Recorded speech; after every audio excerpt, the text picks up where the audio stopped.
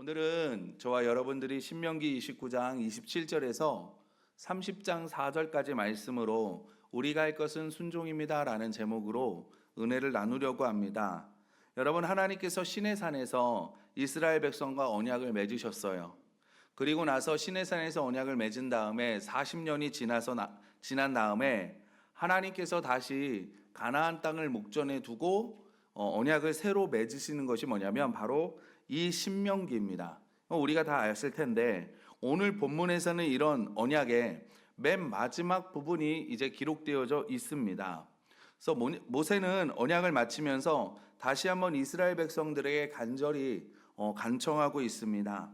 읽진 않았는데 오늘 29장 앞절의 9절 말씀을 보면 그런즉 너희는 이 언약의 말씀을 지켜 행하라 그리하면 너희가 하는 모든 일이 형통하다라고 말씀하고 있습니다.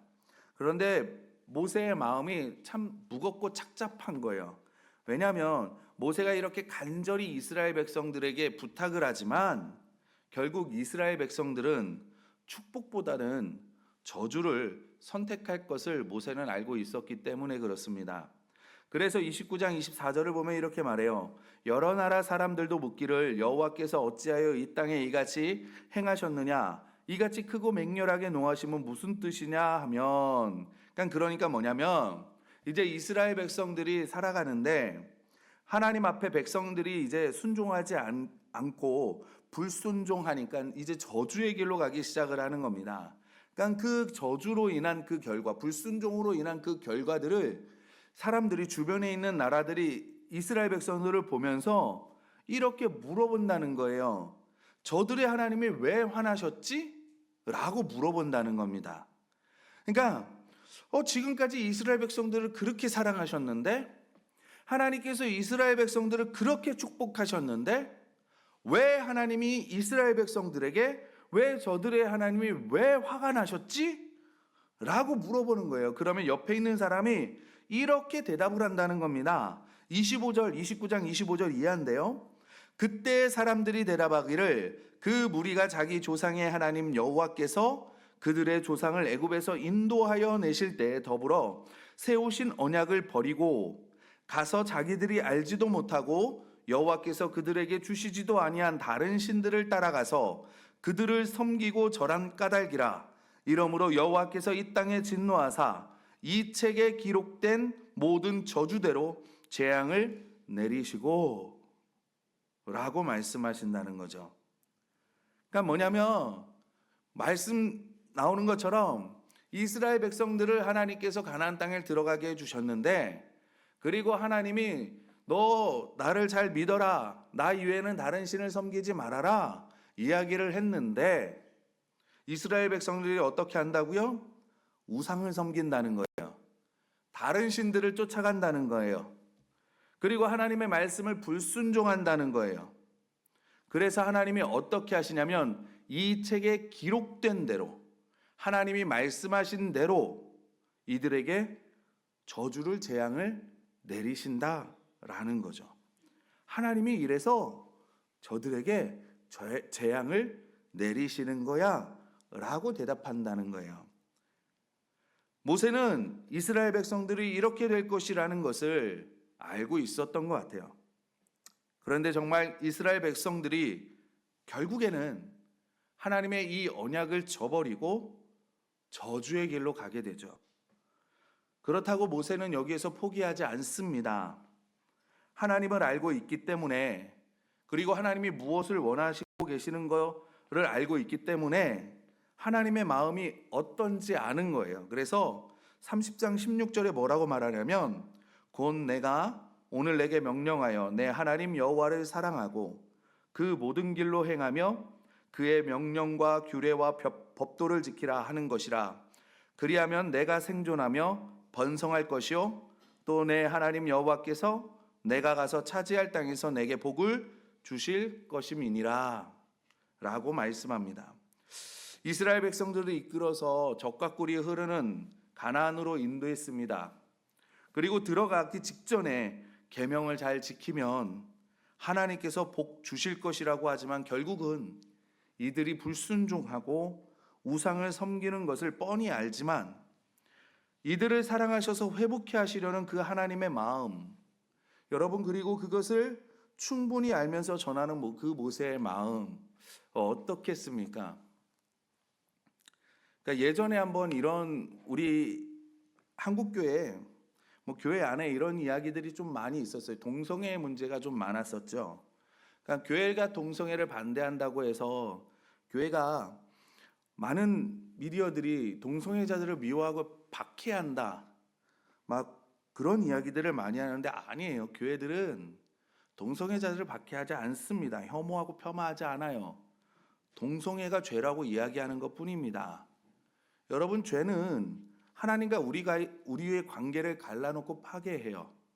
죄가 가정에 들어오면 가정이 갈라지고 파괴되고 인간관계가 찢어지고 파괴가 되어집니다. 어떻게 될지는 몰라요. 그러나 이 동성애가 어떻게 되는지는 모르겠지만 한국교회는 지금처럼 죄라고 이야기할 겁니다. 말을 할 수 없게 될 그날이 오더라도 말할 거예요. 범죄자로 취급을 받더라도 실형을 살아야 하든 벌금을 내야 할지도 모릅니다. 그래도 말할 거예요. 동성애를 지원하는 그러니까 전사님이 지원을 하는데 어쩌면 그분이 동성애자일 수도 있고, 목사님이 지원을 하는데 어쩌면 그분이 동성애자일 수도 있습니다. 교회 여건상 어떻게 할지는 모르겠지만 뽑지 않으면 불이익이 받을지를 몰라요. 그런다고 우리가 이야기하지는 않을 수는 없는 거예요. 왜냐하면 성경이 이야기하고 있기 때문에 그렇습니다. 우리가 겨울철 산을 오르면 곳곳에 산불 조심이라는 현수막을 보죠. 요즘 산에 올라가면 그런 거 많이 보실 거예요. 끊임없이 이야기를 해요. 근데 끊임없이 안 지키는 사람이 나오죠. 그리고 불이 나요. 그리고 뉴스에도 우리가 간혹 나오잖아요. 겨울에 산불이 나는 이야기들을. 그래도 여러분, 우리 계속 이야기를 하는 거예요. 왜 그래요? 경고하는 거죠. 알게 하는 거예요. 겨울철에 산에서 불을 피면 불씨가 여름철보다 더 위험하다는 것을 계속 경고를 하는 겁니다. 그렇게 경고를 함으로 인해서 여러분, 그 중에 어떤 한 사람이 멈출 수도 있는 거잖아요. 그거를 보고 계속 경고를 하는 거예요. 우리는 성경을 통해서 이스라엘 백성들이 어떻게 되는지 알아요. 이스라엘도 결국은 약속을 어기고 모세 다음에 지도자 여호수아가 이스라엘을 이끌고 가서 여호수아가 정말 그 가나안 땅을 다 정복한 다음에, 그리고 여호수아가 죽은 후에 어떻게 됩니까? 이제 사사기라는 자기 소견이 옳은 대로 행하는 시대가 올 것이라는 걸 우리는 알고 있고요. 다윗과 솔로몬 시기에는, 다윗의 시기에는 하나님의 말씀이 흥황하다가 솔로몬의 그것을 좀 유지하다가 솔로몬의 아들 때에는 어떻게 해요? 나라가 갈라지고 이제는 그 나라들이 죄를 향해서 우상을 섬기고 죄를 지으면서 점점 나라가 무너져 가는 것을 알아요.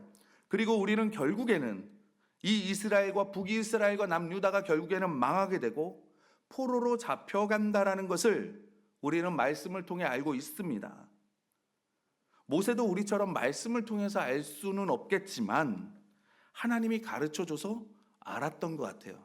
그러니까 30장 3절 말씀에 내 하나님 여호와께서 마음을 돌이키시고 너를 긍휼히 여기사 포로에서 돌아오게 하시되라고 말하잖아요. 지금 이스라엘이 가나안 땅을 눈앞에 두고 있는 영광스러운 시간 앞에 있는 거예요. 그렇죠.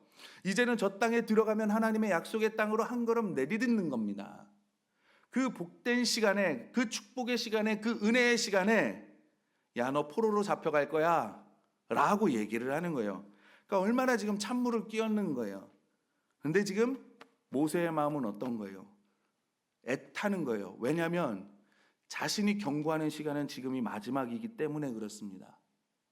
모세는 가나안 땅으로 들어가지 않아요. 아니, 가나안 땅으로 들어가지 못합니다. 왜요? 하나님께서 들어가지 못하게 하셨기 때문에 그래요. 그렇기 때문에 모세는 애간장이 타는 거예요. 속이 타들어가는 겁니다. 왜요? 이걸 빨리 말을 해서 빨리 전해줘서 저들에게 경각심을 불러일으켜줘서 저들이 죄에서 떠나기를, 죄 가운데 다가가지 않기를. 그러니까 그 결과, 불순종의 결과를 맛볼 것이라는 걸 알았기 때문에 모세는 너무나 애간장이 타는 겁니다. 그렇지만 그 가운데에서도 모세는 이스라엘을 보는 것이 아니에요. 이들은 분명히 말씀을 어기고 우상을 섬길 것이고 불순종할 것이라는 걸 알아요. 그래서 모세가 낭망하냐, 좌절하냐, 포기하냐? 아닙니다. 여러분, 모세는 그 순간에도 하나님을 바라봅니다. 그럼에도 불구하고 하나님께서 이스라엘 백성들을 그 자리에 그냥 두시지 않을 것이다. 하나님은 저들을 버리지 않을 것이다. 하나님이 비록 저들이 재앙의 길로 가더라도 하나님은 저들을 내버려 두는 게 아니라 하나님은 결국에는 그들과 함께 그 재앙의 길에, 그 저주의 길에, 그 고난의 길에 함께 하셔서 하나님은 저들을 끝까지 보호하셔서 저들에게 소망을 주고 하나님은 결국은 저들을 회복시킬 것이다. 이 확신이 모세에게는 있었다는 거예요. 그래서 30장 1절 2절 말씀을 이야기하는 겁니다. 우리 다 같이 한 목소리로 한번 읽어보도록 하겠습니다. 30장 1절 2절 말씀입니다. 시작. 내가 내게 진술한 모든 복과 저주가 내게 임함으로 내가 내 하나님 여호와로부터 쫓겨간 모든 나라 가운데서 이 일이 마음에서 기억이 나거든 너와 내 자손이 내 하나님 여호와께로 돌아와 내가 오늘 내게 명령한 것을 온전히 따라 마음을 다하고 뜻을 다하여 여호와의 말씀을 청종하면. 아멘. 그래서 3절에 뭐라 그래요? 내 하나님 여호와께서 마음을 돌이키시고 너를 긍휼히 여기사 포로에서 돌아오게 하시되 내 하나님 여호와께서 흩으신 그 모든 백성 중에서 너를 모으실 것이다 라고 모세가 이야기합니다. 훗날 이스라엘은 이 말씀처럼 여러분 정말 바벨론에서 70년의 포로 생활을 해요. 그리고 하나님께서 그 포로 가운데 하나님께서 선지자들을 통해서 에스겔이나 아니면 그런 선지자들을 통해서 계속 소망의 말씀을 주시죠. 그리고 결국엔 가나안으로 돌아와서 예루살렘을 재건하게 됩니다. 우리는 이 말씀을 보면서 이스라엘 백성들이 포로로 잡혀 있을 때 모세의 말씀을 기억하고 마음을 돌이켜서 즉 회개하고 돌아왔다는 것을 알 수 있습니다. 왜냐하면 너희가 그 가운데 이 일에 마음이 기억나거든. 하나님의 말씀이 이 모세의 이 마지막 이 말씀이 기억나거든. 너와 내 자손이 내 하나님 여호와께로 돌아와 회개하라는 거잖아요. 내가 오늘 내게 명령한 것을 온전히 따라 마음을 다하고 뜻을 다하여 여호와의 말씀을 청종하면 하나님께서 그 마음을 돌이켜서 다시 돌아오게 하겠다 말씀하셨으니까요. 그래서 우리는 듣든지 아니 듣든지 전해야 하는 겁니다. 여러분, 우리가 믿음으로 선포한 것들이 나중에 때가 되었을 때 기억이 되고 열매가 될 줄 믿습니다. 여러분, 우리는 씨를 심는 자들, 씨를 뿌리는 자들입니다. 우리는 씨를 뿌려놓는 거예요. 콩나물이야 물 몇 번 주면 2, 3일에 싹 나고 일주일 후에 먹는다지만 큰 나무일수록 오랜 시간이 걸립니다. 그래요, 우리가 복음을 전하는 거 벽돌 쌓는 것과 같습니다. 한 사람이 교회에 오기까지 주변에 여러 사람들이 예수 그리스도의 벽돌을 한 장 한 장 그 사람에게 쌓아놓는 거예요. 그러다가 마지막 벽돌을 쌓은 사람을 통해서 전도가 되는 거죠. 그게 누구인지는 모르나 여러분, 그 전에 이미 벽돌을 쌓았던 많은 사람들이 기다리고 있었던 겁니다. 그 많은 사람들이 그 벽돌을 쌓고 쌓아서 이 사람이 안 듣는 것 같고 이 사람이 화를 내기도 하고 어떤 사람이 그 예수 그리스도를 전하면 정말 한 귀를 듣고 한 귀로 흘려보내는 것 같고 여러 가지 일들이 있겠지만 결국에는 그 한 장 한 장들이 쌓여서 마지막 그 한 장이 쌓여질 때 그 사람이 주님 앞에 돌아온다는 겁니다. 그렇기 때문에 우리가 때를 얻든지 못 얻든지 전해야 되는 거예요. 하나님께서 그 벽돌 한 장을 여러분의 손에 쥐어줬을지 누가 알고 있습니까? 그러니까 우리가 계속 권면하고 우리가 계속 경고해야 되는 거예요. 반면 우리가 세상이 듣지 않는 것 같아도 계속 이야기해야 하는 이유는 뭐냐면 순종 때문에 그렇습니다. 우리는 전도하다가 열매가 없으면 낭망하는데 여러분, 솔직히 열매는 하나님이 결정하시는 일이에요. 하나님께서 우리에게 원하시는 것은 너 열매를 맺어가 아니네요. 하나님의 말씀을 붙들고 순종하느냐 순종하지 않느냐입니다. 여러분 성경을 보면 주님께서 우리에게 열매를 맺으라고 말씀을 하십니까? 아니요. 오히려 뭐라고 말씀하세요? 너희는 나에게 붙어 있으라 주님이 말씀하시죠. 붙어 있으면 자연스레 열매를 맺는다는 거예요. 그 열매를 내가 맺는 게 아니라 주님이 맺게 해주시고 하나님 아버지가 맺게 해주신다는 겁니다. 그래서 우리가 수고해야 되는 건 어디냐면 열매를 맺기 위해서 수고해야 되는 게 아니라 우리가 주님께만 붙어 있으면 열매를 맺기에 우리가 주님께 붙어 있기 위해서 수고를 해야 되는 거예요. 그게 요한복음 15장이 우리에게 말씀하고 있는 거잖아요. 너희는 나에게 붙어 있으라. 너희는 나에게 붙어 있으라. 말씀을 잘 읽어 보십시오. 하나님이 너희는 열매를 맺어라라고 말씀하시지 않으세요. 여러분, 그 요한복음 15장에서 하나님은 우리에게 열매를 맺으라고 말씀하지 않으십니다.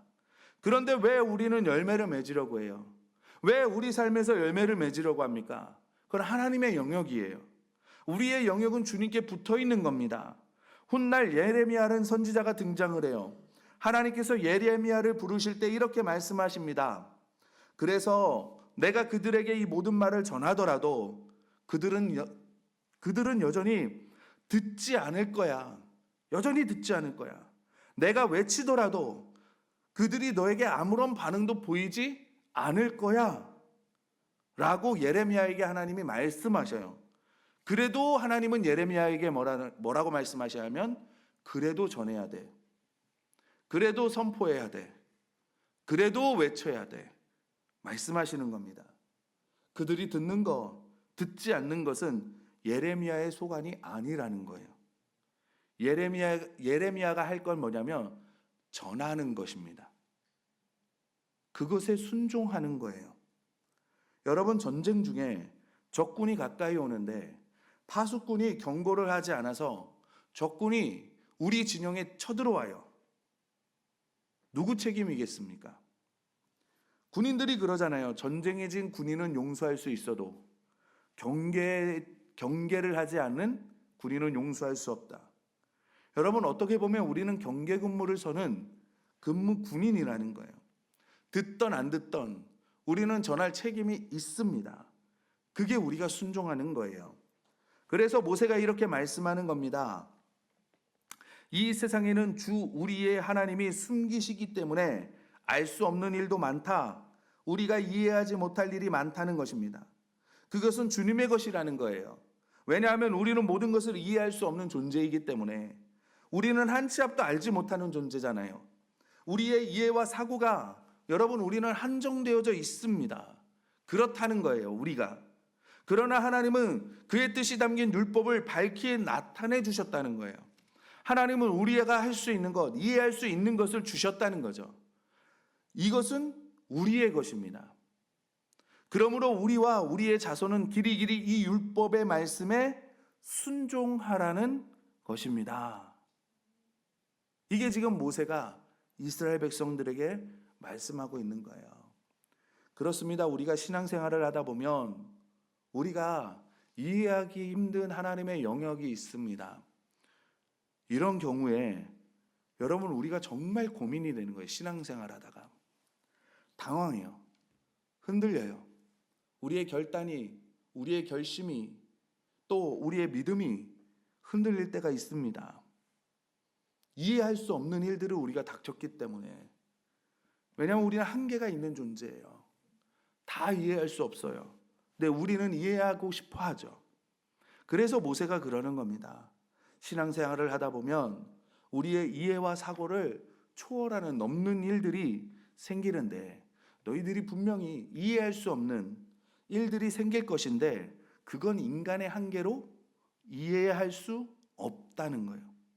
그러면 이 이해할 수 없기 때문에 우리는 포기하고 있냐? 아니에요.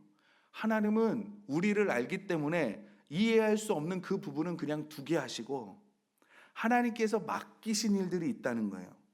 우리가 알고 있는 거, 우리가 익히 이해하고 있는 거, 우리가 익히 가지고 있는 거, 하나님의 계명을 순종하며 나아가라는 겁니다. 그 자리에서 예를 들면 여러분 한나를 한번 기억해 보시기 바랍니다. 한나는요 사랑하는 남자와 결혼했어요. 그런데 아이를 낳지를 못하는 거예요. 그런데 이 매정한 남편이 두 번째 부인을 얻었네요. 그리고 그 여인이 아들을 낳았어요.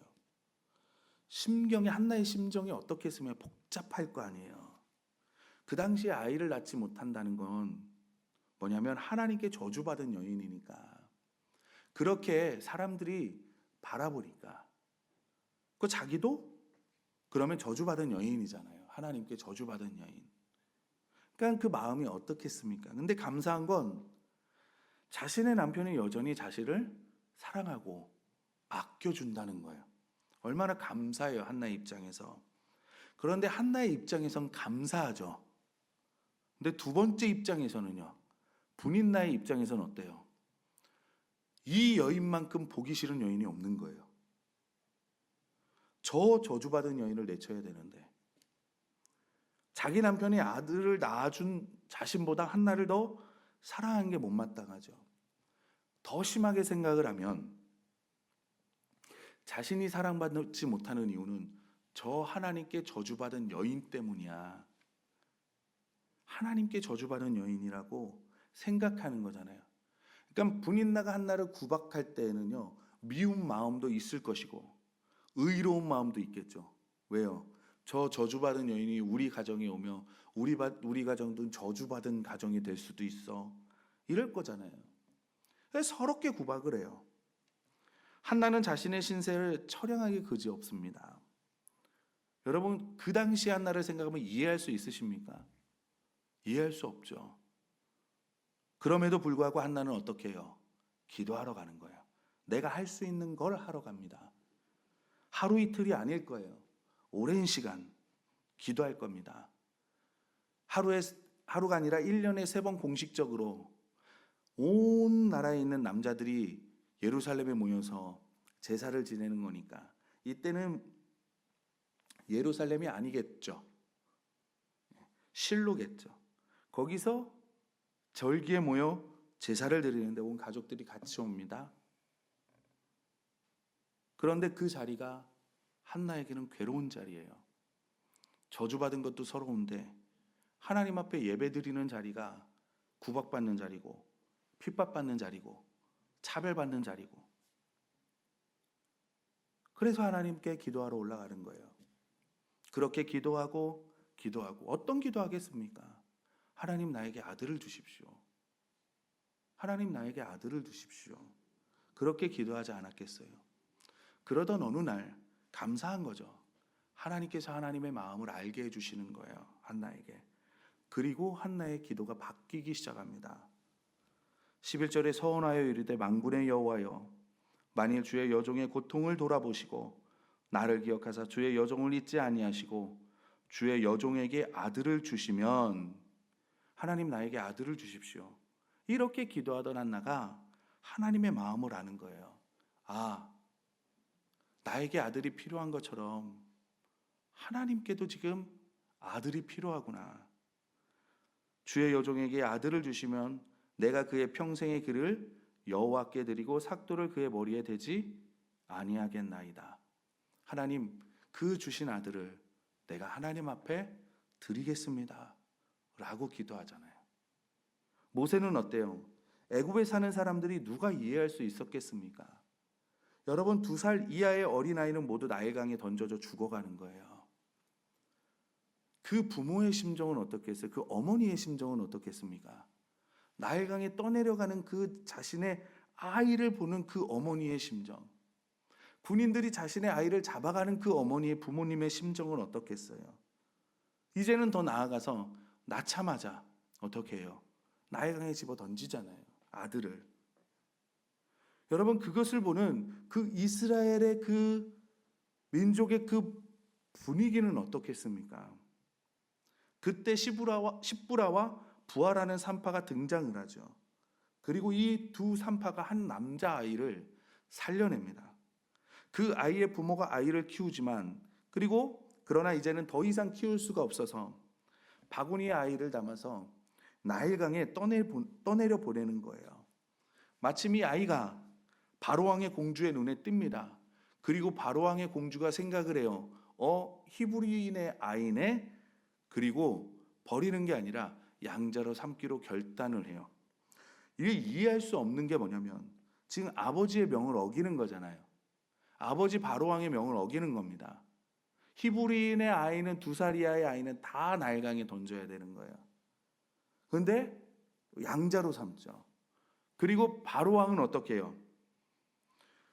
자기가 말한 게 있는데도 그걸 그냥 인정해 줍니다.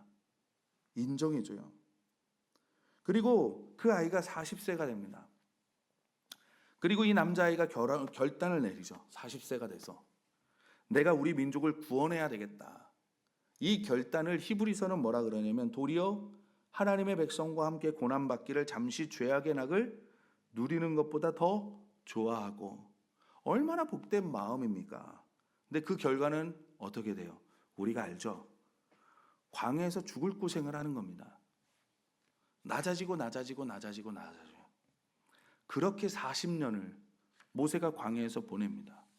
여러분, 그 40년 동안 모세는 무슨 생각을 했겠어요? 광야에 앉아서 주변에는 양떼밖에 없고 사람은 아무도 없고, 그러면서 모세는 어떤 이야기를 했겠냐고요. 자신의 생각을 뛰어넘는, 내가 이해할 수 없는 그 놀라운 것들을 맞닥뜨리면서 모세는 왜 나에게 이런 역경이 오는가? 나에게 이 환난이 오는가? 내가 잘못 생각한 건가? 내가 잘못 판단한 건가? 아니면 내가 하나님의 음성을 잘못 들은 건가? 그런 이야기들을 수도 없이 그런 생각을 하지 않았겠습니까? 욥은 어때요? 하루아침에 자녀들이 다 죽어요. 재물을 강도가 싹 훔쳐갑니다. 알거지가 돼버렸어요. 그리고 어느 날 몸에는 피부병이 생겨요. 그런데 그게 너무 가려워서 손으로 긁는 것만으로도 해결이 안 돼. 그러니까 기왓장으로 막 긁습니다. 여러분, 그런 욥을 한번 생각해 보세요. 알거지가 되고 길거리에 나앉은 그 욥, 그리고 기왓장으로 몸을 긁으니 진물이 흐르고 핏물이 흐르지 않았겠습니까? 그리고 그것을 몸을 깨끗이 씻었겠어요? 온 먼지가 덕지덕지 붙어 있을 거잖아요. 그러니까 지금 사람의 몰골이겠냐고요. 거기에 친구들이 찾아와요. 그리고 하는 말이 뭐냐면, 너 하나님 앞에 벌 받을 만한 짓 했잖아. 그러니까 하나님이 너한테 이런 재앙을 주시는 거야. 회개, 돌이켜. 그러면 하나님이 다시 너를 살려주실 거야. 그리고 가는 거예요. 얼마나 욥의 마음이 그러겠어요. 그래, 내가 죄인인 건 알아. 그래, 나는 죄인인 건 맞지. 그러나 아무리 생각해봐도 내가 하나님께 이런 재앙을 받을 만한 죄를 진 적은 없는 거예요. 그러니까 얼마나 그 마음이 그렇겠냐고요.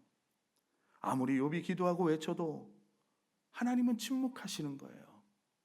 그러던 욥에게 40장쯤 오니 하나님이 덜컥 말씀하시는 겁니다. 그러니까 욥이 하나님, 왜 나에게 이런 힘듦이 고난이 옵니까? 라고 물어보는데 갑자기, 너 천지창조를 네가 설명할 수 있어? 하늘이 어떻게 만들어졌는지, 해가 어떻게, 별이 어떻게 만들어졌는지 너 알 수 있어? 땅이 어떻게 생기고 바다가 어떻게 만들어졌는지 너 알 수 있어? 사람이, 동물이, 식물이 어떻게 만들어지고 유지가 되는지 너 설명해 줄 수 있어? 모르잖아요. 내가 너한테 이런 걸 다 설명해 준다 한들 너 그걸 이해할 수 있니? 하나님이 말씀하시는 거잖아요. 그러면서 욥이 깨닫는 게 뭐예요? 아, 그렇구나. 그 하나님의 무한하심을 깨닫는 거잖아요. 영원하심을 깨닫는 거잖아요. 귀로만 듣던 하나님을 이제 내가 눈으로 바라봅니다. 고백하잖아요. 내가 깨닫지도 못했던 것들을 하나님, 내가 함부로 이야기하고 있었네요. 이제 내가 하나님을 알았으니 내가 하나님께 순종하겠습니다. 이게 욥의 고백이잖아요. 여러분, 우리는 이 세상의 일을 다 알 수가 없습니다. 하나님의 영역에 속한 것이 분명히 있어요. 어떤 것은 이 땅에 살면서 알 수도 있겠지만 어떤 것은 우리가 절대 이 땅에서 알 수 없고 주님 앞에 서는 날 이해되는 것들이 있을 거예요. 아, 그래. 나에게 있었던 그 고난이 이런 의미였구나. 아, 이런 어려움이 이런 뜻이었구나. 아, 그 역경 때문에 내가 이렇게 자라났구나. 하나님 앞에 섰을 때 분명해지는 것이 있을 거라는 거죠. 그러나 우리가 이 세상에 사는 동안은 이건 하나님의 영역에 속하는 거예요. 그래서 고난이 올 때 왜 나에게 이런 일이 일어납니까? 하나님 알려주세요라고 우리가 하나님께 기도하는 게 아니라, 여러분, 아무리 하나님께서 알려주셔도 우리는 이해 못합니다. 이해 못해요. 그래서 우리는 기도하는 겁니다. 하나님, 지금 내가 어떻게 하기를 원하십니까? 하나님, 내가 지금 무엇을 하기를 원하십니까? 이것을 통해서 내가 깨닫기를 원하시는 것이 하나님 무엇입니까? 우리가 이게 나의 영역이라는 거예요. 지금 모세가 그 이야기를 하고 있는 겁니다. 네가 이해하지 못하는 일이 만날 거야. 그럴 때 네가 이거에 왜 이유를 찾고 이거에 대해서 왜 이런 일이 벌어졌는가 이해 못하는 일을 가지고 꽁꽁 거기에 얽매이지 말고 하나님이 너에게 알려주신 거, 이 계명에 순종하고 처음부터 다시 기본으로 돌아가서 이 계명에 온전히 순종하고 다시 나아가. 그러면 하나님께서 돌이켜 주실 거야. 지금 이 말씀을 하고 있는 겁니다. 여러분, 하나님의 영역은 하나님께 맡기고 하나님께서 나에게 주신 영역은 내가 순종해서 정말 하나님의 선하신 뜻을 이루어 가시는 여러분이 되셨으면 좋겠습니다. 여러분, 교회도 그래요. 우리 모두는 교회가 커지기를 원하죠. 여기에서 그거를 원하지 않는 분은 한 분도 안 계실 줄 알아요. 많은 분들이 등록하고 많은 성도님들이 숫자로 많아지기를 원합니다. 여러분, 이게 우리의 한결같은 마음일 거예요. 나쁘다고 하는 말이 아니에요. 그런데 어떻게 보면 이 영역은 나의 영역이 아니라 하나님의 영역이라는 거예요. 여러분, 우리가 너무 성과 위주로 가다 보니까 성도의 숫자가 많아지지 않으면 이제 우리가 생각하는 거예요. 누구 잘못이야? 뭐가 문제야? 우리 문제를 해결해 보자 라고 좋은 마음이죠. 그렇게 찾으면서 그러면 누가 문제야? 그러면서 잘잘못을 따지기 시작을 해요. 그러다가 우리가 놓치는 게 뭐냐면 제대로 된 방향을 놓친다는 거예요. 성과로 따지니까 교회의 모든 방향이 어디로 가요? 성도의 숫자.